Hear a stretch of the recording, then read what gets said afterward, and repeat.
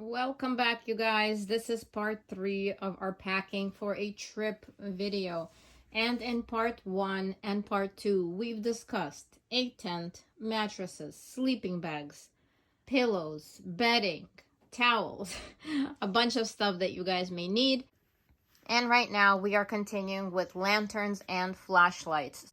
This is one of the very important components that you really do need on a camping trip, because in the middle of the woods there are no lights. We take many flashlights because sometimes you want to leave one in the tent, sometimes you want to leave one at the table that you're sitting at towards the evening or having dinner. Sometimes you have a member of the family that's sitting with you and then they want to go to the tent, so they need to see their way through. So basically we have one for sort of each member of the family. We also have something like this to put on the head. And very important, make sure you check your batteries. So this is from last year or 2 years ago, so some of them are not working, such as this one.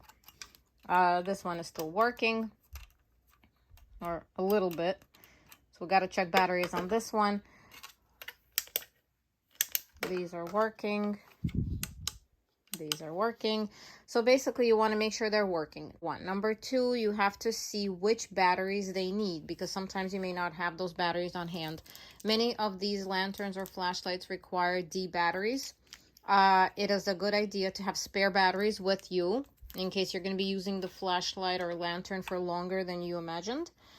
So I'm going to open these up and show you which lanterns, flashlights need which batteries, just so you can have an idea of what you may need to purchase. So interestingly enough, these flashlights are very different. So this one, for instance, requires just 4 AA batteries. So it's basically pretty simple, just like this. This one has a 6-volt battery. It's a humongous battery. This one requires 6 of the D, I believe it's the D batteries. So it's a good amount of batteries. So I guess this can be for that one. And this one has 4.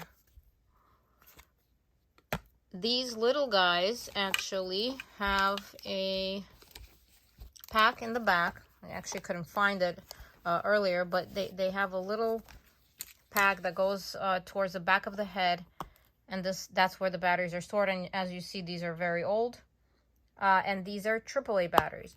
So definitely make sure you know what batteries your flashlights need and have some spares. Okay, last thing before we move on.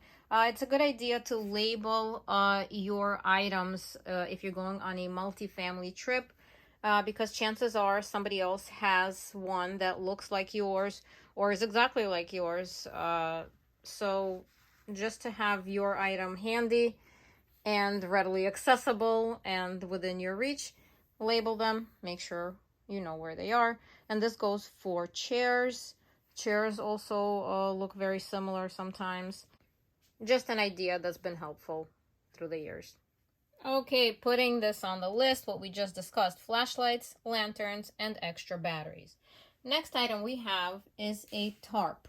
I'm not going to lay this out, it's a little dirty, but basically what we use a tarp for is usually to put under the tent. I guess it's not required, but it's a good idea because you don't want to get the tent dirty. You don't want to, have any piercings in the tent, just in case there's hard rocks there.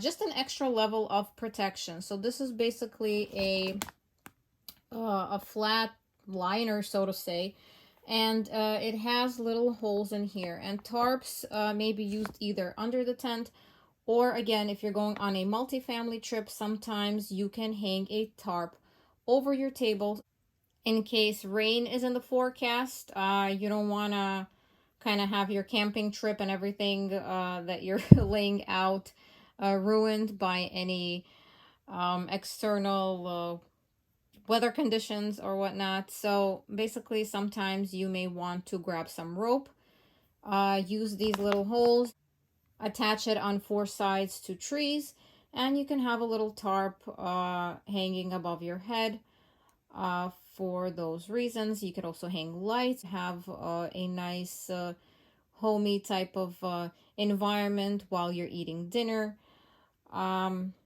So we can definitely put 1 to 2 tarps onto our list. Okay, so putting things down on paper. So I have 2 tarps here, under the tent and over the table, plus minus lights if you wish. So something like this. Basically, you would hang those lights, have the table and those benches on the sides. Really, really nice. So now it depends what your site has. Oh, the rope for the tarp to hang to the trees. So it depends what your site has available. If it has a table, you don't need to bring a folding table. If it doesn't have a table, you may want to do that. Or if you need additional tables, you could always grab one of those folding tables with you. Camping chairs. Again, sometimes sites have those plastic chairs, sometimes they don't. So always a good idea to find out in advance, and if you need them, grab your camping chairs. Okay, so next let's touch briefly on entertainment. So for the evening, and this is again very individual, it's whatever you have, whoever you're going with, whatever skills you may have. So if you have a person who knows how to play the guitar, definitely a hit. If not, portable speaker, or also portable speaker to play some music. You can bring some cards, you can bring some board games. If you have kids, you may want to bring some coloring or the toys that the kids are used to playing with. Marshmallows and long sticks, always great. For that, you will need firewood. Usually we purchase right on site. For that, you want to bring along a long lighter, so something like this. This is always great to have if you plan on roasting those marshmallows, and you may want to make some s'mores, so graham crackers and chocolates. So anything and everything, whatever you may think of. Entertainment for day, usually when it's light out, you want to do some activities. I know one year we stayed at a campground that was near a beach, so boogie boards. Great idea. We have some new ones actually that we are planning to use this year. Life jackets if you're going boating or kayaking. Also on that site, we also had options for kayaking, and it wasn't something that was set up. It was just kayaks available and you were able to use them. So always be safe. Bring your life vest, water shoes. I will demonstrate actually both of those points in a minute. You may have jump rope, rackets and balls, a big ball. So here I have a few things that we've been grabbing along. I have these ping pong rackets. Actually, this thing expands. It's a little net that you could put over any table. So it has one of these things that they clip on. And those folding tables, that's where that table may be very useful. So we have a ping pong ball. We have some jump rope. Badminton, also great. Regular rackets, tennis ball, whatever you have that you may want to do, run around, have some fun. That's wonderful for daytime. So now let's get into life jackets and water shoes. Alrighty, here we go. So life jackets. So the only thing that I want to say about life jackets is that you have to do your research. If it's not something that you're renting from a company, if you have it on your own, make sure that it's U.S. Coast Guard approved.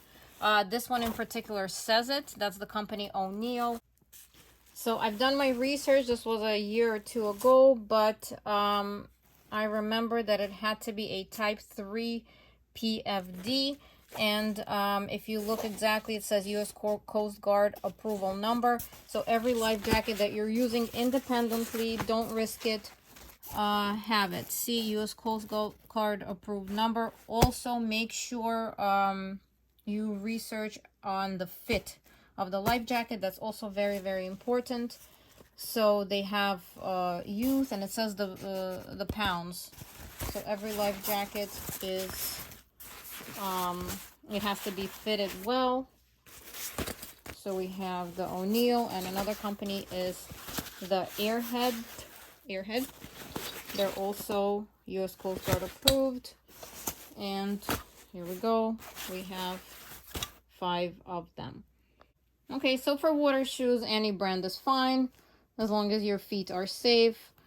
Just make sure that, nothing is piercing through. So that's about it. That's not essential. That's only if you plan on venturing out into the waters. Okay, last point for part 3. If you have little kids or any kids who want to just sit down near the ground and play some games or ride some cars on the clean surface, you may want to grab these along. These are regular squares. They fit like a puzzle. You can grab as many as you want, but 4 should be sufficient to make one big square. We've taken this to vacation in hotels as well. Sometimes you don't want the kid to be sitting on the carpet, so this is a great idea to have with you for cushion and for cleanliness purposes. All right, that concludes part 3 of our video. Follow along to part 4.